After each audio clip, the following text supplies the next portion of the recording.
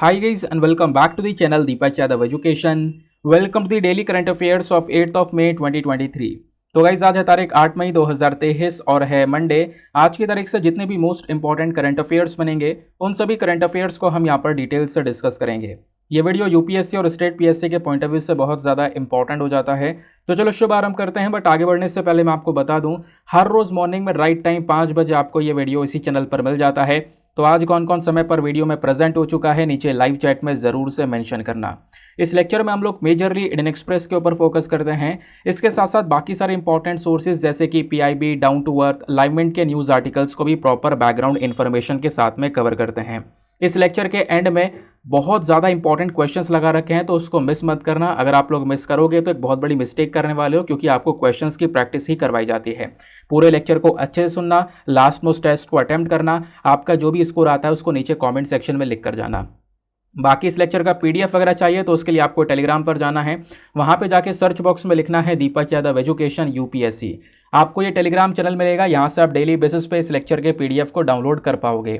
साथ ही साथ में अगर आप मेरे साथ में पर्सनली जुड़ना चाहते हो तो उसके लिए आपको इंस्टाग्राम पे जाना है। वहाँ पे जाके अगेन आपको दीपक यादव एजुकेशन लिखना है। 12,000 से ज़्यादा लोग मेरे साथ में ऑलरेडी जुड़ चुके हैं। आप भी मेरे साथ में पर्सनली जुड़ सकते हो। नाउ स्टार्ट करते हैं सेशन को। ढेर सारे आर्टिकल्स हैं और बहुत रेलिवेंट आर्टिकल्स हैं एग्जामिनेशन के लिए। सबसे पहला आर्टिकल होने वाला है कार्निटीन के बारे में। कार्निटीन काफ़ी सारे लोगों ने सुना भी होगा, जो कि खासकर वर्कआउट वगैरह करते हैं, उसमें दिलचस्पी रखते हैं, या फिर अपना फैट वगैरह अगर कम कर रहे होंगे तो उन्होंने कहीं ना कहीं कार्निटीन के बारे में सुना होगा या किसी ने रेकमेंड किया होगा। तो कार्निटीन का मेन काम क्या है वो सब हम डिस्कस करेंगे, लेकिन उससे पहले समझ लो कि न्यूज़ क्या निकल कर आई है। खबर ये निकल कर आई है कि जो टोक्यो मेट्रोपॉलिटन यूनिवर्सिटी के रिसर्चर्स हैं उन्होंने हाल ही में एक नया तरीका निकाला है। उस तरीके से क्या किया जाएगा, जो हमारी स्केलेटल मसल सेल्स होती हैं उसमें कार्निटीन कहाँ कहाँ पर प्रेजेंट है उसका डेटा निकाला जा सकता है इस तरीके से। ये इसी वजह से जो रिसर्चर्स है वो अभी यहाँ पर न्यूज़ में आ चुके हैं कार्निटीन को लेकर। तो इस वजह से एग्जामिनेशन के लिए जो आपको मेन चीज़ पता होनी चाहिए वो कार्निटीन के बारे में पता होना चाहिए। कार्निटीन एग्जैक्टली होता क्या है। देखो, कार्निटीन बेसिकली एक अमीनो एसिड से निकलकर आया है। कार्निटीन में कई सारे कार्निटीन होते हैं, L carnitine, acetyl L carnitine, उसके बाद में प्रोपाइनल एल कार्निटीन, है ना। आपने एल कार्निटीन के बारे में काफ़ी बार सुना होगा। अब क्या ये जो कार्निटीन है हमारे फूड में भी प्रेजेंट होता है? हाँ, देखो, जो हम लोग खाना खाते हैं उसमें भी प्रेजेंट होता है। खासकर जो नॉन वेज फूड होता है उसके अंदर आपको ज़्यादातर ये कार्निटीन देखने को मिलेगा। और जो लोग यहाँ पर अलग से सप्लीमेंट वगैरह ले रहे होंगे उनको भी पता होगा कि यहाँ पर कार्निटीन नाम का भी यहाँ पर एक जो सप्लीमेंट है वो आता है। आजकल बहुत सारी जो ब्रांड्स है वो यहाँ पर कार्निटीन निकालती हैं। अलग अलग सप्लीमेंट्स आते हैं जिसको आप परचेज करके अलग से कार्निटीन का यूज़ कर सकते हो। क्या ह्यूमन बॉडी कार्निटीन को प्रोड्यूस नहीं करती है? देखो, ह्यूमन बॉडी भी प्रोड्यूस करती है। हमारे लिवर में, हमारे किडनी के अंदर कार्निटीन प्रोड्यूस होता है और जाकर वो स्केलेटल मसल्स में, हार्ट में, ब्रेन में जाकर स्टोर हो जाता है। ठीक है, 95% जो टोटल बॉडी का कार्निटीन होता है हमारे, वो कहाँ पर होता है? वो खासकर हार्ट में और स्केलेटल मसल्स के अंदर वो स्टोर हुआ होता है। अब बात यह है कि आखिरकार कार्निटीन का यूज़ क्या है, इसका इंपॉर्टेंस क्या है। देखो, इसका इंपॉर्टेंस यह है कि ये कार्निटीन एक पर्सन को हेल्प करता है कि उस पर्सन का जो बॉडी फैट है, जो फैट है उसको एनर्जी में यहाँ पर कन्वर्ट कर दिया जाए। तो फैट को एनर्जी में कन्वर्ट करने के लिए जो सप्लीमेंट का यूज़ किया जाता है, बहुत सारे लोग यूज़ करते होंगे, वो यहाँ पर एल कार्निटीन होता है। ठीक है, अब एल कार्निटीन का मेन काम क्या है कि जो हमारे बॉडी में जो लॉन्ग चेन फैटी एसिड्स हैं, जो फैट है बेसिकली, उसको माइटोकॉन्ड्रिया में तोड़ देना। ठीक है, और माइटोकॉन्ड्रिया में तोड़ देना जिससे कि यहाँ पर उस फैटी एसिड से क्या किया जा सके, एनर्जी को बनाया जा सके। तो वही सिंपल तरीका है कि जो फैट होता है उसको एनर्जी में कन्वर्ट करने के लिए यहाँ पर क्या होता है, एल कार्निटीन का यूज़ किया जाता है। तो काफ़ी सारे लोग और काफ़ी सारे जो यहाँ पर जिम के अंदर ट्रेनर्स वगैरह हैं वो बहुत ज़्यादा मोटे लोग को यहाँ पर इस चीज़ का जो रिकमेंडेशन है वो भी देते हैं। कुछ लोग ऐसे होते हैं कि यार मुझे बहुत तेज़ी से वजन कम करना है तो एल कार्निटीन का यूज़ करते हैं, लेकिन एल कार्निटीन का यूज़ करने के साथ साथ वर्कआउट भी करना होगा, क्योंकि उस वर्कआउट करने के दौरान, उस एक्सरसाइज करने के दौरान क्या होगा, आपका जो फैटी एसिड्स है वो क्या होंगे, वो कहीं ना कहीं एनर्जी में टूट रहे होंगे। आपकी फैटी एसिड्स यूज़ हो रहे होंगे, ना कि आपकी मसल्स, जो आपकी बाकी एनर्जी है वो यूज़ हो रही होगी। ठीक है, तो इस वजह से यहाँ पर एल कार्निटीन का एक यूज़ देखने को मिल जाता है। अब जो एनर्जी बनती है वो एटीपी की फॉर्म में बनती है, यानी एडिनोसिन ट्राइफॉस्फेट की फॉर्म में यहाँ पर एनर्जी बन जाती है बॉडी के अंदर में। प्लस बोला जाता है कि देखो ये बहुत ज़्यादा ज़रूरी है, यानी एल कार्निटीन ज़रूरी है हमारे हार्ट के लिए, प्लस ब्रेन फंक्शन के लिए, प्लस मसल मूवमेंट के लिए, और दूसरे और भी बॉडी प्रोसेसेस हैं, उन सब चीज़ों के लिए एल कार्निटीन की आवश्यकता काफ़ी ज़्यादा हो जाती है। प्लस जो बहुत सारे टॉक्सिक कंपाउंड्स हमारे माइटोकॉन्ड्रिया में देखने को मिलते हैं उन सबको बाहर निकालने के लिए भी यहाँ पर कार्निटिन का यूज़ किया जाता है। प्लस काफ़ी जगह पर यहाँ पर एल कार्निटिन का एज अ ट्रीटमेंट यूज़ किया जाता है, क्योंकि एल कार्निटिन को आप लोग कह सकते हो ये एक एंटीऑक्सीडेंट की तरह वर्क करता है। ठीक है, अब मैंने देखो मेन चीज़ क्या बताई थी, मेन चीज़ आपको ये बताया था कि इस एल कार्निटिन का मेन काम क्या है कि फैटी एसिड्स को माइटोकॉन्ड्रिया में ट्रांसफ़र कर देना। तो जैसी फैटी एसिड्स माइटोकॉन्ड्रिया में पहुंचेंगे वो माइटोकॉन्ड्रिया क्या करेगा, उन फैटी एसिड्स से एनर्जी को बनाएगा एटीपी की फॉर्म में, यानी एडिनोसिन ट्राइफॉस्फेट की फॉर्म में। तो माइटोकॉन्ड्रिया का मेन काम क्या होता है, देखो माइटोकॉन्ड्रिया का मेन काम यही होता है कि जो एटीपी यानी कि जो एनर्जी है उसको यहाँ पर जनरेट करना। तो बस एल कार्निटिन का अगर यूज़ कर लिया जाए तो जो बॉडी का फैटी एसिड्स है, जो फैट है, उसको यहाँ पर माइटोकॉन्ड्रिया क्या करेगा, एटीपी के अंदर में कन्वर्ट करने का काम करेगा। समझ गए ना। चलो आगे आते हैं उसके बाद अगले आर्टिकल में। नेक्स्ट आर्टिकल में एक बॉडी के बारे में डिस्कशन किया गया है, IRDA के बारे में। अक्सर ये बॉडी न्यूज़ में रहती है, आपने 2-4 बातें ज़रूर से पता होना चाहिए प्रीलिम्स के लिए। Insurance regulatory and development authority of India, ये इसकी फुल फॉर्म है। रिसेंटली यहाँ पर ये बॉडी न्यूज़ में आई है, क्योंकि यहाँ पर इसने क्या किया है, जो इंश्योरेंस कंपनीज होती हैं ना, यानी बीमा वाली फैसिलिटीज़ देने वाली जो कंपनियां होती हैं, उनसे बोला है कि आप कुछ सोशल मीडिया गाइडलाइंस को फॉलो करो अपने एम्प्लॉयज़ के लिए।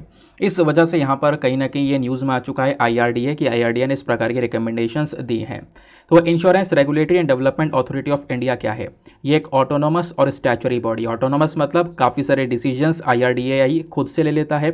स्टैचुरी बॉडी मतलब इसको एक एक्ट के माध्यम से, एक कानून के माध्यम से बनाया गया है। वो एक्ट कौन सा है, वो है IRDA एक्ट 1999। तो इस 1999 के एक्ट के माध्यम से यहाँ पर इस IRDA नाम की बॉडी को बनाया गया है। इसका मेन काम क्या है, इसका मेन काम है जो हमारा इंश्योरेंस सेक्टर है, यानी कि जो पूरा का पूरा बीमा वाला पूरा क्षेत्र देखने को मिलेगा, जहाँ पे बहुत सारी कंपनीज़ हैं जो बीमा को लेकर काम करती हैं, बीमा की फैसिलिटीज़ प्रोवाइड करवाने का काम करती हैं, उनके ऊपर कंट्रोल करना, उनको सुपरवाइज करने का काम करती है ये बॉडी। ठीक है। उसके बाद यहाँ पर जैसे कि पॉलिसी होल्डर्स होते हैं, कई सारे लोग यहाँ पर बीमा करवाते हैं, है ना, तो उन लोगों को यहाँ पर सुरक्षा देने का काम करना। प्लस भारत के अंदर जो ये पूरी इंश्योरेंस इंडस्ट्री है ये प्रॉपर ग्रो कर सके, है ना, इसकी हेल्दी ग्रोथ हो, इसको रेगुलेट करना, प्रमोट करना, सारी चीज़ों के ऊपर एक मेन फोकस होता है IRDA का। प्लस कुछ रेलिवेंट चीज़ें, इसकी नोडल मिनिस्ट्री कौन सी, यानी कि कौन से मंत्रालय के अंडर में आता है, तो वित्त मंत्रालय यानी कि मिनिस्ट्री ऑफ फाइनेंस के अंडर में ये बॉडी आती है। हेड ऑफिस की बात करें तो हैदराबाद यहाँ पर देखने को मिलेगा, जहाँ पे इस IRDA का एक मेन हेड ऑफिस है। इस बॉडी के अंदर कितने लोग हैं, तो 10 मेंबर की बॉडी होती है, एक चेयरमैन होते हैं, 5 फुल टाइम मेंबर्स होते हैं और बाकी बचे 4। बाकी कैसे 4 बचे, तो एक तो चेयरमैन हो गए, 5 फुल टाइम मेंबर, ये कितने हो गए, 6।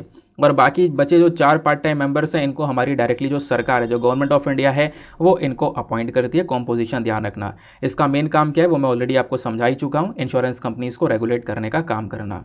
अगले आर्टिकल पर आते हैं। नेक्स्ट आर्टिकल पर बढ़ने से पहले दोस्तों मेक श्योर करना वीडियो पे जो लाइक का बटन है उसको प्रेस कर देना। एक हमारा टारगेट है 2000 प्लस लाइक्स का, प्लीज़ आप यहाँ पर उसको पहुँचा सकते हो। यहाँ पे ब्लू बगिंग के बारे में डिस्कशन किया गया है। देखो ब्लू बगिंग के बारे में आपने काफ़ी बार सुना होगा। तो हुआ क्या है कि रिसेंटली ब्लू बगिंग के जो केसेस हैं ये थोड़े से ज़्यादा बढ़ते हुए नजर आए हैं, ऐसा यहाँ पर बोला जा रहा है। और आंध्र प्रदेश पुलिस ने लोगों से बोला है कि आप थोड़ा सा अवेयर रहो, थोड़ा सा जागरूकता रहो ब्लू बगिंग को लेकर, क्योंकि आपके साथ में भी ये घटना हो सकती है, आपके साथ में भी ये साइबर क्राइम किया जा सकता है, यानी आपके मोबाइल फ़ोन, लैपटॉप, इनको हैक किया जा सकता है, यहाँ से डेटा को निकाला जा सकता है। तो ये क्या ब्लू बगिंग एक तरीका है हैक करने का? हाँ बिल्कुल। तो आपसे पूछा जाए ब्लू बगिंग क्या है, तो बेसिकली ये क्या है, एक फॉर्म ऑफ हैकिंग है, हैकिंग करने का एक तरीका है। इसमें जो अटैकर्स होते हैं ना, जो यहाँ पर ये हैक कर रहे होंगे आपके डिवाइस को, इनको बस खाली आपका ब्लूटूथ कनेक्शन चाहिए होता है। अगर आपका ब्लूटूथ कनेक्शन डिस्कवर कर लेते हैं ये लोग, इनको मिल जाता है, आपका ब्लूटूथ ओपन है, तो कहीं ना कहीं उससे कनेक्ट करके आपकी इन्फॉर्मेशंस को निकाल सकते हैं। और एक बार डिवाइस या कोई भी फ़ोन अगर ब्लू बग हो जाता है, यानी कि एक हैकर के कंट्रोल में आ जाता है, तो वो हैकर क्या कर सकता है, उस मोबाइल फ़ोन के जो कॉल्स हैं उसको सुन सकता है, मैसेजेस को रीड कर सकता है, इवन मैसेजेस वहाँ से सेंड कर सकता है, आपके कॉन्टैक्ट्स को चेंज कर सकता है, चुरा सकता है डेटा को। ये सारा काम यहाँ पर हैकर कर सकता है अगर उसके हाथ में आपके ब्लूटूथ का कंट्रोल आ जाए तो। और ये जो थ्रेट है ये लैपटॉप के लिए भी है, प्लस यहाँ पर मतलब जिसमें भी ब्लूटूथ है, जिस भी डिवाइस के अंदर, उन सब चीज़ों के लिए यहाँ पर एक काफ़ी बड़ा थ्रेट देखने को मिलेगा, चाहे वो मोबाइल फ़ोन हो, चाहे वो आपका लैपटॉप हो, चाहे वो टैबलेट हो, चाहे वो मॉनिटर हो, चाहे वो प्रिंटर हो, चाहे वो स्पीकर हो, हर चीज़ के अंदर यहाँ पर ये थ्रेट देखने को मिलेगा, जहाँ जहाँ पर आपको ब्लूटूथ अवेलेबल देखने को मिलेगा। खैर सबसे मेन चीज़ यहाँ पे क्या है ना, कि जो अटैकर है वो आपके पास में होना चाहिए। लगभग कितनी दूरी, लगभग 10 मीटर की दूरी पर हो, तभी यहाँ पर ये ब्लूटूथ का कनेक्शन हो पाएगा और उसके बाद यहाँ पर ये जो हैकर है वो आपके प्रोडक्ट को हैक कर पाएगा। अब प्रोसेस कैसे होता है, तो जो ब्लू बकिंग के अटैक्स होते हैं ना, इसमें मेन काम क्या होता है, ब्लूटूथ को कनेक्ट करना। मैंने जैसे आपको बोला है कि ब्लूटूथ का कनेक्शन यहाँ पर किसी हैकर के हाथ में लग जाए तो वो कहीं ना कहीं चीज़ों को प्रॉब्लमेटिक बना सकता है। तो जो भी डिवाइस का ब्लूटूथ है, अगर वो डिस्कवरेबल मोड पर है और किसी भी हैकर को यहाँ पर वो मिल जाता है, वो डिस्कवर कर पाता है आराम से, तो कहीं ना कहीं आपके डिवाइस के साथ में वो बहुत बड़ी छेड़छाड़ कर सकता है। जो हैकर है वो अगर उसको आपका ब्लूटूथ मिल जाता है ओपन हुआ हुआ, तो वो क्या करेगा, आपका जो ब्लूटूथ है अपने साथ में कनेक्ट करने की कोशिश करेगा। और जैसे ही कनेक्शन एक बैठ जाएगा, फिर उसके बाद में हैकर कुछ और फोर्स अटैक्स का यूज़ करेगा आपके मोबाइल फ़ोन या आपके प्रोडक्ट के अंदर में एक मालवेयर को इंस्टॉल करने के लिए। वो मालवेयर को भी इंस्टॉल कर सकता है, और मालवेयर को इंस्टॉल करके अगेन फिर काम हो गया बुरी तरह से। मालवेयर क्या है, मालवेयर बेसिकली एक मैलिशियस सॉफ्टवेयर है, या फिर कह सकते हो एक ऐसा प्रोग्राम और फाइल जो कि आपके कंप्यूटर को, आपके नेटवर्क को, आपके सर्वर को पूरी तरह से बर्बाद कर सकता है। जानबूझ के यहाँ पे इस प्रकार का मालवेयर भेजा जाता है। अब जो मालवेयर के प्रकार होते हैं इसमें computer virus, worm, Trojan, horses, ransomware, ये सारे के सारे आपको मालवेयर की कैटेगरी में देखने को मिल जाएंगे। ये सारे मलिशियस प्रोग्राम्स हैं जिनका मेन काम है किसी का सेंसिटिव डेटा को यहाँ पर चुराना, उसको एनक्रिप्ट करना, डिलीट करना, यही सारा मेन काम यहाँ पर होता है इन हाईजैकर्स का, इन हैकर्स का। क्लियर हो गए? आई होप आप लोग को यहाँ पर ये जो ब्लू बगिंग है ये कॉन्सेप्ट आपको समझ में आ चुका होगा। आगे आते हैं उसके बाद में अगले आर्टिकल में। देखो इस आर्टिकल को डिस्कस करना थोड़ा सा बनता है, थोड़ा सा पुराना हो चुका है क्योंकि 1 मई यानी 1 मई निकल चुकी है, लेकिन बहुत सारे आर्टिकल्स मैंने देखा अलग अलग न्यूज़पेपर में बीच बीच में पब्लिश होते चले गए। वनडे एग्जामिनेशन के लिए भी थोड़ा आर्टिकल इंपॉर्टेंट हो गया, थोड़ा इस आर्टिकल को इंपॉर्टेंस मिलने लगा। टाइम्स ऑफ इंडिया के अंदर एक बेहतरीन एडिटोरियल आया था, वो मैंने पढ़ा, तो मैंने सोचा यार थोड़ा सा आपको इंटरनेशनल लेबर डे के बारे में पढ़ा दिया जाए क्योंकि इसकी चर्चा बहुत हो रही है। तो 1 मई को यानी 1 मई को हम लोग इंटरनेशनल लेबर डे जो है इसको यहाँ पर ऑब्जर्व करते हैं। ठीक है, तो ये आपने ध्यान में रखना है, हर साल 1 मई को यहाँ पर ऑब्जर्व किया जाता है। इंटरनेशनल लेबर डे कह लो या इंटरनेशनल वर्कर्स डे कह लो, तो ये जो इंटरनेशनल लेबर डे है इसको हम लोग हर साल 1 मई को सेलिब्रेट करते हैं ताकि हम थोड़ी सी जागरूकता फैला सकें और सपोर्ट कर सकें अपने जो भी स्ट्रगल करने वाले लोग हैं, है ना, जो वर्कर्स हैं, जो लेबर हैं, उनको सपोर्ट करने के लिए यहाँ पर ये जो दिन है इसको ऑब्जर्व किया जाता है। इसको मे डे के नाम से भी जाना जाता है क्योंकि मई के महीने में आता है। और ये जो इंटरनेशनल लेबर डे है ना, इसको 80 से ज़्यादा देशों के अंदर में सेलिब्रेट किया जाता है, चाहे वो इंडिया हो, क्यूबा हो, चाइना हो, सभी में इसका सेलिब्रेशन चलता है। हमारे दुनिया भर में अलग अलग जगह में जो लोग हैं वो पूरी मार्च निकालते हैं इस दिन में, ताकि जो वर्कर क्लास पीपल हैं, जो लेबर हैं, उनके जो हक हैं उसकी बात करना, उनके हकों को प्रमोट करना, प्लस उनके साथ में कोई बुरा बर्ताव ना हो उसके बारे में जागरूकता फैलाना, इसको लेकर जो हर साल मार्च भी निकलती है। अब इसका इतिहास अगर हम देखें तो लेबर डे का जो पूरा इतिहास है वो लगभग 19th सेंचुरी से बिलोंग करता है, 19th सेंचुरी अमेरिका से। बात थी 1 मई 1886 की, तो 1 मई 1886 में जो वर्कर्स थे शिकागो ऑर्गेनाइज में, मतलब शिकागो के अंदर में जो वर्कर्स थे उन्होंने क्या किया, एक स्ट्राइक को यहाँ पर रखा, कह सकते हो कि धरने पर बैठे, और उन्होंने यहाँ पर डिमांड की थी कि हमें मतलब एक दिन में 8 घंटे ही काम करना है। 8 घंटे काम करने की डिमांड यहाँ पर उन लोगों ने की थी 1 मई 1886 में। हालांकि जो ये वर्कर्स थे पूरे यूएस के अंदर में यहाँ पर साथ में इकट्ठे हो गए, वो यहाँ पर डिमांड करने लगे अपने हक की, अपने राइट की, वर्किंग कंडीशंस की, कि इन चीज़ों के अंदर सुधार किया जाए। लेकिन क्या होता है, फिर उसी दौरान यहाँ पर एक बॉम्ब एक्सप्लोड हो जाता है, बॉम्ब यहाँ पर फट जाता है उस लेबर रैली के अंदर में, जो रैली निकल रही थी ना लेबर की, उसमें यहाँ पर एक बॉम्ब फट जाता है। कहाँ पर, हे मार्केट स्क्वायर जो है शिकागो में, वहाँ पर एग्जैक्टली ये बॉम्ब फटता है। फिर उसके बाद उसी के बाद से लगभग 1889 में जो international Congress of socialist party है, ये सब पेरिस में मिलते हैं और डिसाइड करते हैं कि इस दिन ये घटना हुई थी, इस वजह से हम हर साल 1 मई को लेबर डे या वर्कर्स डे की तरह सेलिब्रेट करेंगे। तब से 1 मई से हम लोग क्या कर रहे हैं, लेबर डे और वर्कर डे को सेलिब्रेट कर रहे हैं। लेकिन इंडिया का कनेक्शन कहाँ से आया, क्योंकि उस समय तो इंडिया की बात हो ही नहीं रही थी कहीं पर भी। ठीक है, अब इंडिया के कनेक्शन की अगर हम लोग बात करेंगे तो भारत में जो पहला लेबर डे सेलिब्रेट किया गया था वो 1 मई 1923 में किया गया था चेन्नई में, चाइना कह रहा हूँ, चेन्नई में। जो पहला मे डे सेलिब्रेशन हुआ था ना, इसको लेबर किसान पार्टी ऑफ हिंदुस्तान ने ऑर्गेनाइज किया था। इसको सेलिब्रेट किया गया हमारे भारत के अलग अलग राज्यों में। फॉर एग्जांपल इसको यहाँ पर कमगर दिन के नाम से जाना गया हिंदी में, फिर उसके बाद में कर्मिकरा दिनाचरण के नाम से जाना गया कनाडा के अंदर में, फिर ऐसे यहाँ पर कर्मिका दिनोत्सवम के नाम से जाना गया तेलुगु के अंदर। तो अलग अलग नाम से यहाँ पर अलग अलग स्टेट्स के अंदर में ये जो लेबर डे है इसका सेलिब्रेशन किया जाता है। क्लियर हो गया? अगले आर्टिकल पर आते हैं। नेक्स्ट आर्टिकल में कुछ रेलिवेंट चीज़ें हैं और ये आपका बेसिकली एक एडिटोरियल है। क्या है? एक एडिटोरियल है, राइटर के कुछ रेलिवेंट पॉइंट्स हैं वो आपको मैं बताने वाला हूँ और इसको डिस्कस करना ज़रूरी है। हम कई आर्टिकल डिस्कस कर चुके हैं पिछले कुछ समय में कि डॉग बाइट के केसेस बढ़ते जा रहे हैं, यानी कुत्ते के काटने के केसेस बहुत ज़्यादा बढ़ चुके हैं। काफ़ी लोग ये जान गई है, काफ़ी सोल्यूशन डिस्कस किए, काफ़ी प्रॉब्लम्स डिस्कस की, बट आज एक यूनिक चीज़ है, कुछ अद्भुत सी चीज़ निकल कर आई है। अद्भुत चीज़ क्या है? बोला जा रहा है कि गलियों के अंदर जो ये डॉग बाइट के केसेस बढ़ते जा रहे हैं ना, उसका पीछे का रीज़न है वेस्ट मैनेजमेंट। क्योंकि शहरों के अंदर जो कूड़ा है उसका प्रॉपर मैनेजमेंट नहीं किया जा रहा है, उस कूड़े को सही से ठिकाने नहीं लगाया जा रहा है। इस वजह से कुत्तों की संख्या बढ़ रही है उस एरिया में, और उसी वजह से डॉग बाइट्स के केसेस भी बढ़ रहे हैं। तो ये न्यूज़ इसलिए लिखी गई थी क्योंकि अभी अप्रैल में 65 साल की एक महिला थी श्रीनगर के अंदर में, उनके ऊपर इन स्ट्रीट डॉग्स ने अटैक किया, उनके घर के बाहर ही यहाँ पर अटैक किया। और जब वहाँ पे लोगों ने रिसर्च किया तो पता चला उनके घर के जस्ट बाहर एक बहुत बड़ा कूड़े का ढेर है। ठीक है, तो तब से यहाँ पर रिसर्चेस में पता चला है कि बहुत सारे केस ऐसे निकल कर आए हैं कि कूड़े के ढेर के पास में ही यहाँ पर कई सारे लोगों के ऊपर डॉग ने अटैक किया है। ठीक है, तो उसी वजह से ये आर्टिकल लिखा है और इसमें यहाँ पर समझाया गया है कि आखिरकार क्यों जो ये डॉग बाइट्स हैं इनका लिंक वेस्ट मैनेजमेंट के साथ में है। मतलब जो हम लोग वेस्ट मैनेजमेंट सही से नहीं कर पा रहे हैं, सही से कूड़े को ठिकाना नहीं लगा पा रहे हैं, उसके साथ में डॉग बाइट केसेस का लिंक किस तरीके से वो यहाँ पर समझाया गया। पहली चीज़ यहाँ पर देखो बोला गया है कि जो हमारे शहरों के अंदर में कह सकते हो कि जो कूड़ा है ना, उसकी स्थिति काफ़ी ज़्यादा बुरी हो चुकी है। मतलब कहीं पर भी आपको खाली एरिया देखने को मिलेगा, वहाँ पर कूड़ा फेंकना स्टार्ट हो जाता है। तो बहुत सारा यहाँ पर शहरों के अंदर में आपको डंप वाले जो लैंडफिल्स एरिया देखने को मिल जाएंगे, गार्बेज डंप देखने को मिल जाएंगे, कूड़े के ऊंचे ऊंचे पहाड़ बना दिए जाते हैं, उसमें बहुत सारा खाना यानी वेस्ट फूड भी पड़ा होता है।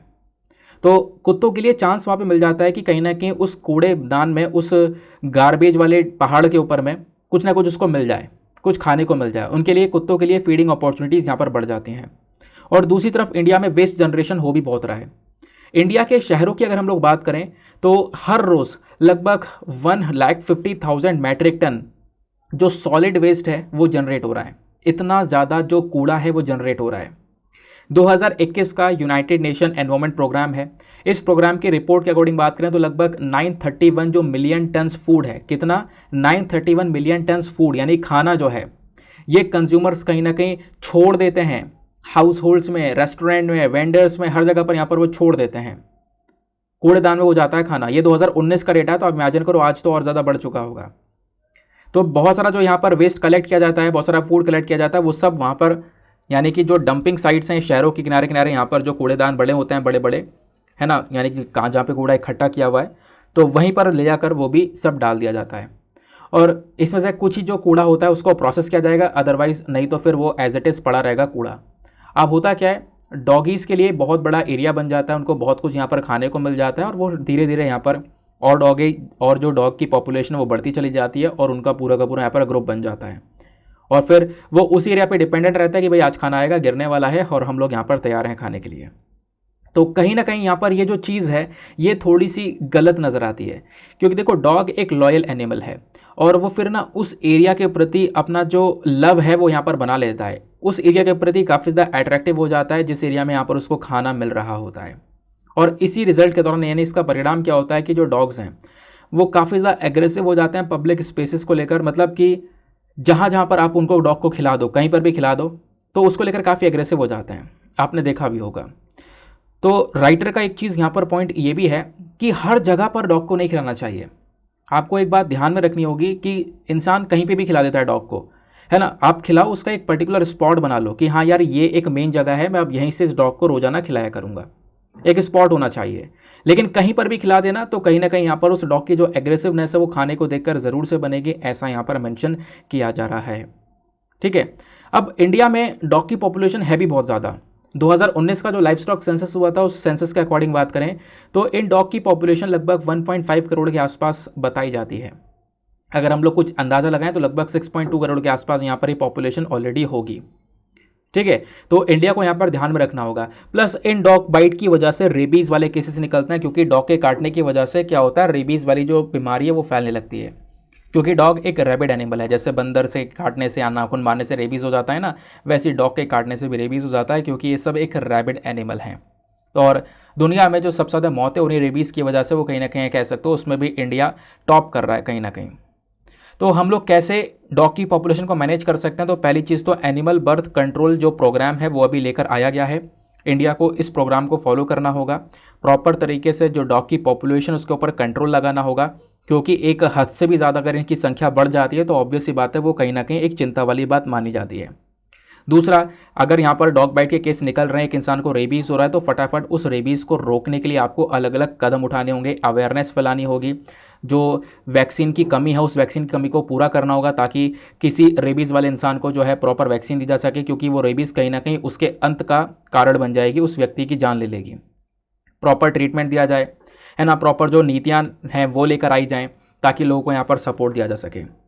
फिर उसके बाद में दूसरी चीज़ यहाँ पर बताई जा रही है कि अभी ना नवंबर 2022 में जो नागपुर बेंच है बॉम्बे हाई कोर्ट का, उन्होंने रूल किया एक मामले को और बोला कि जो भी लोग दिलचस्पी रखते हैं कुत्ते को खाना खिलाने में, बहुत सारे लोग रखते हैं, खिलाना भी चाहिए, हम लोग भी यहाँ पर करते हैं।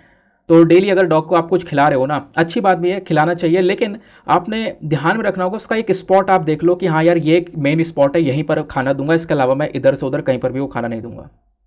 ठीक है, इससे डॉग में हर जगह पर जो घूमने की अग्रेसिवनेस है ना वो थोड़ी सी कम हो जाएगी कि हाँ यार कहीं पर भी मुझे फूड मिल सकता है, तो ये चीज़ें थोड़ी सी कम हो जाएंगी।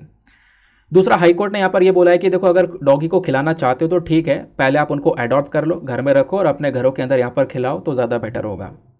दूसरा, यहाँ पर बॉम्बे हाई कोर्ट ने एक और डायरेक्शन दिया है, म्यूनिसिपैलिटी को बोला है कि अगर कोई भी व्यक्ति पब्लिक प्लेसेस में कुत्ते को कुछ भी खिलाता हुआ नजर आए तो उसके ऊपर 200 रुपये का फाइन चार्ज करो। ठीक है, तो इसी वजह से बोला हूँ एक स्पॉट जो है बनाना जो है थोड़ा सा ज़रूरी बन जाता है, ऐसा यहाँ पर बोला गया है। क्लियर हो गया? चलो नेक्स्ट आर्टिकल पर आते हैं।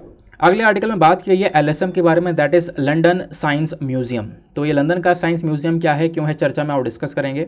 जो हमारे union minister of state for science and technology हैं डॉक्टर जितेंद्र सिंह, ये हाल ही में 175 साल पुरानी लंदन साइंस म्यूजियम को विजिट करते हैं और विजिट करने के बाद में अपना एक्सपीरियंस शेयर करते हैं और बात करते हैं कि इसी प्रकार का जो साइंस म्यूजियम है वो हम लोग भी यहाँ पर सेटअप करेंगे।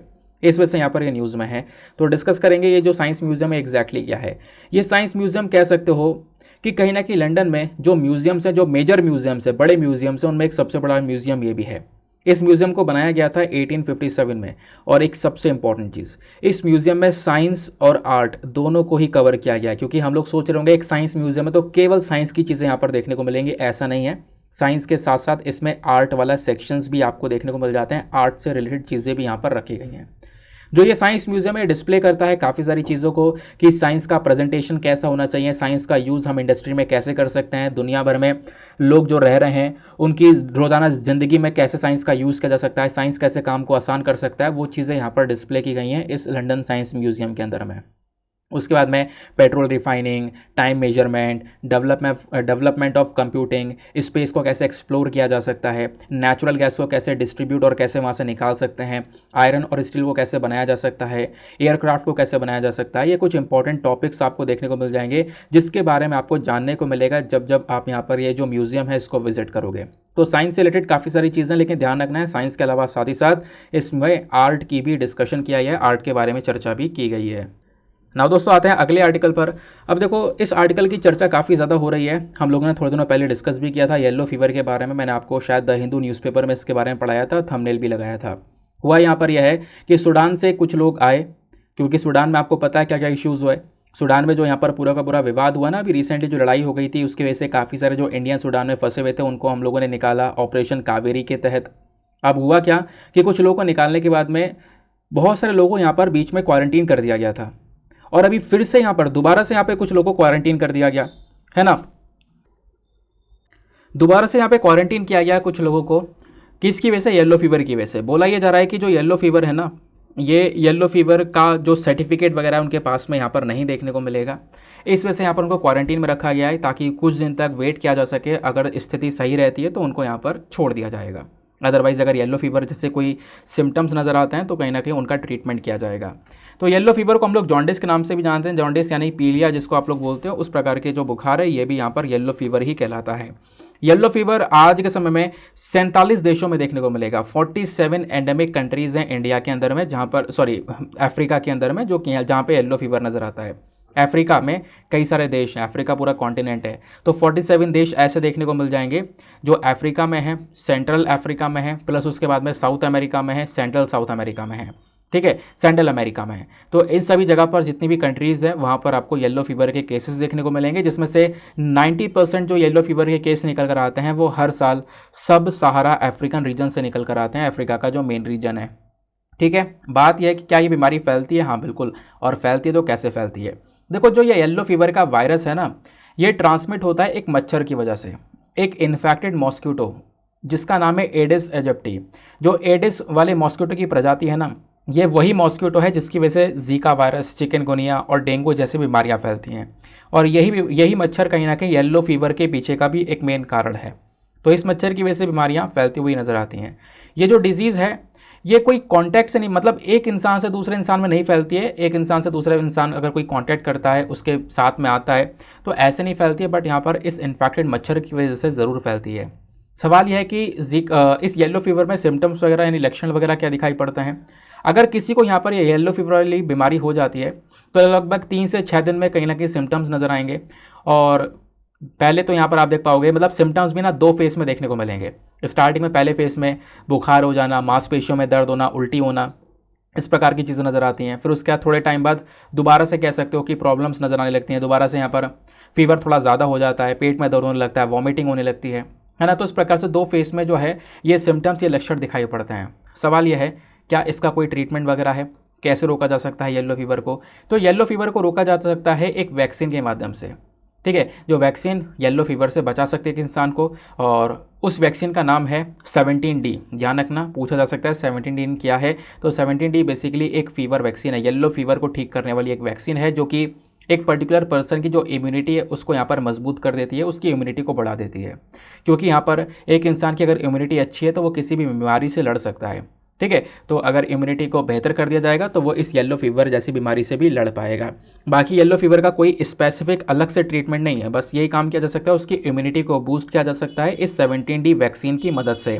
प्लस बोला यह क्या है कि अगर यहाँ पर किसी को हो जाता है येलो फीवर तो उसको थोड़ा सपोर्ट करने के लिए थोड़ा सा यहाँ पर उसका जो बॉडी का हाइड्रेशन रेट है थोड़ा सा बढ़ा कर रखना होगा। यानी कि बुखार की दवाई, इन्फेक्शन की दवाई, प्लस बॉडी में थोड़ा सा उसको पानी वगैरह लगातार पिलाते रहो, बॉडी को हाइड्रेट रखो। तो ये चीज़ें कहीं ना कहीं उसका जो सर्वाइवल रेट है वो थोड़ा बढ़ा देती हैं, यानी कि उसको थोड़ा लंबे समय तक जीवित रख सकती हैं। क्लियर हो गया। अगले आर्टिकल पर आते हैं। नेक्स्ट आर्टिकल में काशी तेलुगु संगमम गंगा पुष्कर आराधना के बारे में चर्चा की गई है। अब ये क्या है इसको समझते हैं। तो न्यूज़ में इसलिए क्योंकि हाल ही में प्रधानमंत्री ने कह सकते हो कि ये जो काशी तेलुगु संगमम गंगा पुष्कर आराधना जो है ना, इस पूरे इवेंट को एड्रेस किया है। ये इवेंट हुआ है वाराणसी के अंदर में, और वीडियो कॉन्फ्रेंस के माध्यम से आप कह सकते हो इस इवेंट को एड्रेस किया गया। जैसे आप यहाँ पर देख पा रहे होगे ये पूरा इवेंट चल रहा है ना। तो इसी वजह से कह सकते हो ये पूरा का पूरा जो इवेंट है वो न्यूज़ में है। पीएम मोदी ने बोला है कि जो काशी है और जो तेलुगु है, काशी तेलुगु संगमम जो है ना, ये कहीं ना कहीं एक बहुत इंपॉर्टेंट लिंक है, पुराने ज़माने का एंशिएंट सिविलाइजेशन का लिंक है। पीएम मोदी ने मेंशन किया है कि काशी और तेलुगु, यानी कि कह सकते हो कि तेलंगाना का जो और काशी का जो लिंक है अपने आप में बहुत पुराना लिंक आपको देखने को मिलेगा। साथ ही साथ में पीएम मोदी ने ये बोला है कि आंध्र प्रदेश के जो प्रोमिनेंट सेंट्स हैं, बहुत इंपॉर्टेंट जो संत आपको आंध्र प्रदेश के देखने को मिलेंगे, तेलंगाना के आपको देखने को मिल जाएंगे, उनको यहाँ पर याद किया गया है इस पूरे इवेंट के दौरान। पीएम मोदी ने एक और बात मेंशन की है। क्या मेंशन की है? मेंशन क्या है? तेलांग स्वामी जी के बारे में। तेलांग स्वामी जी जो कि यहाँ पर जिनका जन्म हुआ था विजयनगरम के अंदर में, और उनको यहाँ पे लिविंग शिवा का जो टैग है वो दिया गया था, यानी लिविंग शिवा के नाम से उनको जानते थे, काशी के लिविंग शिवा। और काशी के लिविंग शिवा किसने बोला था उनको? बाय स्वामी रामकृष्णा परमहंस। तो यहाँ पे स्वामी जी ने ये जो नाम है लिविंग शिवा ऑफ काशी इनको दिया था, और वो इसी नाम से यहाँ पर पुकारते थे तेलंग स्वामी जी को, जिनका जन्म कहाँ पे हुआ था? विजयनगरम में। तो अगेन एक और बहुत बड़ा लिंक आपको देखने को मिल जाएगा, किसका? काशी और तेलुगु का, यानी कि आंध्र प्रदेश तेलंगाना, और साथ ही साथ में यहाँ पर वाराणसी के लिंक के बारे में यहाँ पर बात कर रहे हैं कि पुराने ज़माने के जो लिंक हैं वो बहुत ज़्यादा मजबूत हैं। पीएम मोदी ने एक चीज़ और मेंशन की है काशी खांदामू ग्रंथ के बारे में। काशी खांदामू जो ग्रंथ है ये श्रीनाथ महाकवि जी के थ्रू लिखा गया है। उसके बाद काशी यात्रा के जो कैरेक्टर्स हैं उनके बारे में यहाँ पर जिक्र किया है पीएम मोदी ने। साथ ही साथ में बोला है कि देखो ये 100 साल पुराना, सेंचुरीज पुराना यहाँ पर रिलेशन है काशी और तेलुगु के लोगों का।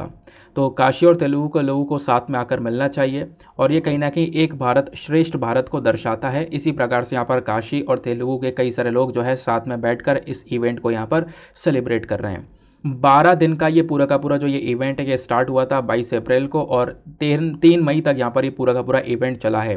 तो कह सकते हो ये जो इवेंट है ना ये हर 12 साल के अंदर में सेलिब्रेट किया जाता है। तो इस बार भी ये जो फेस्टिवल है ये 12 साल में सेलिब्रेट किया गया है। और 12 ही दिन का यहाँ पर ये पूरा का पूरा जो संगमम है वो होता है।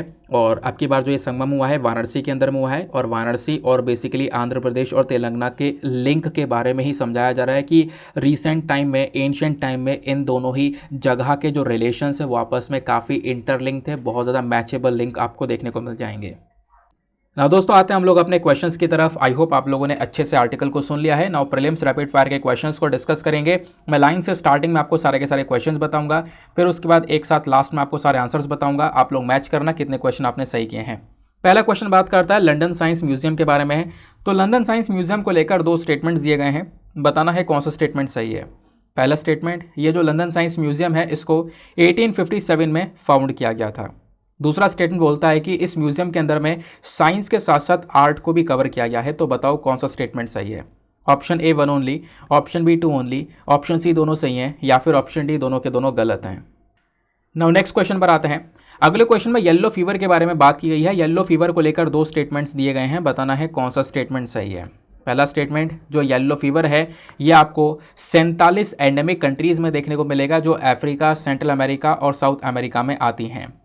यानी 47 ऐसे देश जो केवल वही देश हैं जहाँ पर येलो फीवर देखने को मिलेगा। येलो फीवर जो वायरस है ये कैसे ट्रांसमिट होता है, एक इन्फेक्टेड मॉस्किटोज़ की वजह से। एक इन्फेक्टेड मच्छर इस बीमारी को फैलाता है। तो बताओ कौन सा स्टेटमेंट सही है। Option A 1 only, option B 2 only, option C दोनों सही हैं, या फिर ऑप्शन डी दोनों के दोनों गलत हैं। नेक्स्ट क्वेश्चन में आते हैं। अगले क्वेश्चन में पूछा गया है काशी तेलुगु संगमम को लेकर 2 स्टेटमेंट्स दिए गए हैं, बताना है कौन सा स्टेटमेंट सही है। पहला स्टेटमेंट, जो तायलैंग स्वामी हैं जिनका जन्म हुआ था विजयनगरम में, इनको लिविंग शिवा ऑफ काशी का नाम दिया गया। बोला गया किसके थ्रू, स्वामी रामकृष्णा परमहंस के थ्रू। तो बताओ कौन ये जो स्टेटमेंट है क्या स्टेटमेंट सही है। सेकंड स्टेटमेंट बोलता है कि जो काशी तेलुगु संगमम है ये जो फेस्टिवल है इसको हर 12 साल में सेलिब्रेट किया जाता है। तो बताना है कौन सा स्टेटमेंट आपको यहाँ पे करेक्ट देखने को मिलेगा। ऑप्शन ए बोलता है 1 only, option B 2 only, option C दोनों सही हैं, या फिर ऑप्शन डी दोनों के दोनों गलत हैं। नाउ अगले क्वेश्चन पर आते हैं। नेक्स्ट क्वेश्चन में आपसे पूछा गया है कार्निटीन के बारे में। कार्निटीन को लेकर 2 स्टेटमेंट्स दिए गए हैं, बताना है कौन सा स्टेटमेंट सही है। पहला स्टेटमेंट, कार्निटीन एक ऐसा सब्सटेंस है जो कि बॉडी के फैट को एनर्जी में बदलने का काम करता है। सेकंड स्टेटमेंट, जो ह्यूमन बॉडी है, एक मानव का जो शरीर है, वो कार्निटीन को लिवर और किडनी के अंदर बनाने का काम करता है। यानी कि ह्यूमन बॉडी कार्निटीन को लिवर और किडनी में प्रोड्यूस करती है। तो बताओ कौन सा स्टेटमेंट सही है। Option A 1 only, option B 2 only, option C दोनों सही हैं, या फिर ऑप्शन डी दोनों के दोनों गलत हैं। नाउ अगले क्वेश्चन पर आते हैं। नेक्स्ट क्वेश्चन में इंटरनेशनल लेबर डे के बारे में डिस्कशन किया गया है। इंटरनेशनल लेबर डे को लेकर 2 स्टेटमेंट्स दिए गए हैं, बताना है कौन सा स्टेटमेंट सही है। पहला स्टेटमेंट, ये जो इंटरनेशनल लेबर डे है इसको सेलिब्रेट किया जाता है हर साल 1 मई को, ताकि जो भी यहाँ पर वर्कर्स और लेबर मूवमेंट्स का सेक्रीफाइस है, सेलिब्रेशन, स्ट्रगल था उनका, उसको हम लोग यहाँ पर सपोर्ट कर सकें। सेकंड स्टेटमेंट बोलता है कि जो पहला लेबर डे है सेलिब्रेट किया गया था भारत में 1 मई 1948 में। तो क्या पहला लेबर डे 1 मई 1948 में सेलिब्रेट किया गया था। तो बताओ कौन सा स्टेटमेंट सही है। Option A 1 only, option B 2 only, option C दोनों सही हैं, या फिर ऑप्शन डी दोनों के दोनों गलत हैं। नाउ अगले क्वेश्चन पर आते हैं। नेक्स्ट क्वेश्चन में insurance regulatory and development authority of India के रिगार्डिंग 2 स्टेटमेंट्स दिए गए हैं, बताना है कौन सा स्टेटमेंट सही है। पहला स्टेटमेंट बोलता है ये जो IRDAI है ये एक ऑटोनोमस और स्टैच्यूरी बॉडी है जिसको IRDA एक्ट 1999 के तहत बनाया गया है। सेकंड स्टेटमेंट बोलता है कि जो IRDAI के चेयरमैन और जो मेंबर्स हैं इनको हमारी भारत सरकार अपॉइंट करती है। तो बताओ कौन सा स्टेटमेंट करेक्ट है। Option A 1 only, option B 2 only, option C दोनों सही हैं, या फिर ऑप्शन डी दोनों के दोनों गलत हैं। नाउ अगले क्वेश्चन पर आते हैं। नेक्स्ट क्वेश्चन में पूछा गया है which one of the following is the best description of blue bugging that was in the news recently. जो ब्लू बगिंग है इसको लेकर बताओ कौन सी बात सही है। पहली चीज़, ब्लू बगिंग क्या वायरल डिजीज़ है जो कि हमारे जो फसलें हैं उसको बर्बाद करती है। सेकंड स्टेटमेंट, ब्लू बगिंग क्या एक तरीका है हैकिंग का। थर्ड स्टेटमेंट, ब्लू बगिंग क्या एक सैटेलाइट कम्युनिकेशन टेक्नोलॉजी है, या फिर ऑप्शन नंबर डी इनमें से कुछ नहीं। तो बताओ इसका सही उत्तर क्या है। आई होप गाइज आप लोगों ने यहाँ पर अच्छे से सभी क्वेश्चंस को, मैं मानता हूँ मैक्सिमम क्वेश्चंस को आप लोगों ने सही अटेम्प्ट किया होगा। नाउ फटाफट अब सभी के आंसर्स देखते हैं और वीडियो को समाप्त करेंगे। पहले मैं आपको आंसर बता दूं, और आंसर बताने से पहले एक चीज़ और बता दूं कि देखो आंसर अगर आपके सही हैं, जितने भी सही हो, अपना स्कोर ज़रूर नीचे कमेंट सेक्शन में लिखना, क्योंकि काफ़ी सारे लोग बिना स्कोर लिखे नीचे भाग जाते हैं। ऐसा ना करना, अपना स्कोर लिखो, पता चलता रहता है कौन कौन डेली बेसिस पर पार्टिसिपेट करता है वीडियोज़ में। ठीक है, तो लास्ट क्वेश्चन से स्टार्ट करेंगे, सभी आंसर्स को देखना। तो यहाँ पे पूछा गया था ब्लू बगिंग को लेकर, तो ब्लू बगिंग क्या है। ब्लू बगिंग बेसिकली यहाँ पर एक प्रकार का हैकिंग है। क्या है, एक प्रकार की हैकिंग, जहाँ पे ब्लूटूथ का यूज़ करके जो डिवाइसेस हैं वो यहाँ पर हैक किए जाते हैं। फिर उसके बाद में नेक्स्ट क्वेश्चन में आपसे पूछा गया था insurance regulatory and development authority of India को लेकर। यहाँ पे 2 स्टेटमेंट्स दिए गए हैं, बताओ कौन सा स्टेटमेंट सही है। दोनों के दोनों स्टेटमेंट सही है। आज के क्वेश्चंस में ना ज़्यादातर आंसर यही है, बोथ 1 and 2 है ना, आप लोगों ने देखा होगा। अब कोई बात नहीं, बन गए तो बन गए क्वेश्चन, ठीक है। फिर भी जो IRDAI को लेकर दोनों स्टेटमेंट सही है, क्योंकि एक ऑटोनॉमस और स्टैचुटरी बॉडी है जिसको IRDA एक्ट 1999 के तहत बनाया गया है। दूसरा स्टेटमेंट भी सही है, क्योंकि IRDAI के जो चेयरमैन और जो मेंबर्स होते हैं इन दोनों को हमारी भारत सरकार अपॉइंट करती है। यहीं पर मैं आप लोगों से एक एक्स्ट्रा क्वेश्चन पूछूंगा कि IRDAI के अंदर में टोटल कितने मेंबर्स होते हैं, ज़रा नीचे कमेंट सेक्शन में बता दो। बहुत सिंपल सा सवाल पूछा है और मैंने आपको बताया था, याद होगा आपको, ठीक है। अगले क्वेश्चन में पूछा गया इंटरनेशनल लेबर डे के बारे में, तो बताओ कौन सा स्टेटमेंट सही है। तो यहाँ पर पहला स्टेटमेंट सही है, दूसरा गलत है। पहला स्टेटमेंट इसलिए सही है क्योंकि हर साल 1 मई को सेलिब्रेट करते हैं ताकि जो हमारे लेबर्स हैं, वर्कर्स हैं, उनका स्ट्रगल, उनके सैक्रिफाइस को हम लोग थोड़ा सा आगे यहाँ पर बढ़ावा दे सकें। दूसरा स्टेटमेंट इसलिए गलत है क्योंकि इंडिया में जो पहला लेबर डे है वो 1948 में नहीं सेलिब्रेट किया गया था, वो सेलिब्रेट किया गया था कब, 1923 में, देश की आज़ादी से पहले, चेन्नई के अंदर में, ठीक है। आगे आते हैं। फिर उसके बाद में अगले क्वेश्चन में पूछा गया था कार्निटीन को लेकर 2 स्टेटमेंट दिए गए थे। तो यहाँ पर भी दोनों के दोनों स्टेटमेंट से, क्योंकि मैंने आपको पढ़ाया था कार्निटीन एक ऐसा सब्सटेंस है जो कि बॉडी के फैट को एनर्जी में बदलने का काम करता है, ठीक है।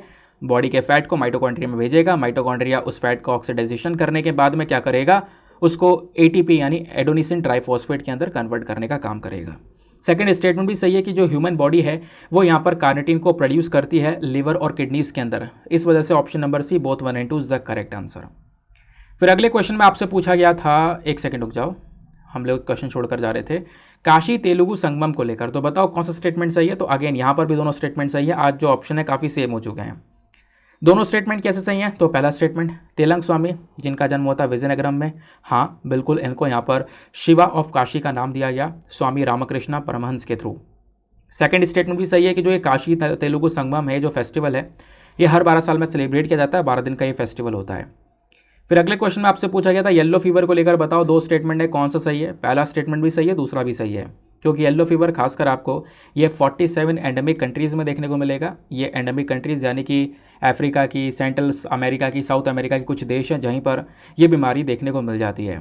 येलो फीवर जो वायरस है ये कैसे ट्रांसमिट होता है, कैसे फैलता है, तो एक इन्फेक्टेड मॉस्किटो की वजह से, मच्छर की वजह से, खासकर एडिस वाला जो मच्छर है जिससे जीका वायरस, चिकनगुनिया, डेंगू जैसी बीमारियाँ फैलती हैं, वही मच्छर यहाँ पर येलो फीवर जैसी बीमारी को फैलाता है। तो इसका सही उत्तर कौन सा हो जाएगा, option number C, both 1 and 2। फिर अगले क्वेश्चन में आपसे पूछा गया था लंदन साइंस म्यूजियम को लेकर, तो बताओ कौन सा स्टेटमेंट सही है। दोनों के दोनों स्टेटमेंट सही हैं। पहला स्टेटमेंट भी सही है क्योंकि इस बॉडी को बनाया गया था 1857 में, और इस बॉडी के अंदर में साइंस के साथ साथ यहाँ पर आर्ट को लेकर भी बातचीत की जाती है, यानी कि आर्ट और साइंस दोनों को यहाँ पर ये म्यूजियम कवर करता है। That is why option C, both 1 and 2 is the correct answer. I hope guys आपको यहाँ पर इसके रिगार्डिंग एक क्लैरिटी मिल चुकी होगी। तो बताओ आप लोगों ने कितने क्वेश्चंस बिल्कुल सही सही अटैम्प्ट किए हैं। मुझे लगता है कि सारे ही क्वेश्चन सभी लोगों ने सही सही अटैम्प्ट किए होंगे, क्योंकि काफ़ी सिंपल तरीके से यहाँ पर क्वेश्चंस आज लगाए गए थे। नाउ इसके साथ में करते हैं हम लोग अपने लेक्चर को समाप्त और मिलते हैं आप लोगों से अगले वीडियो में। आज के लिए bye bye, have a nice day, thank you and जय हिंद।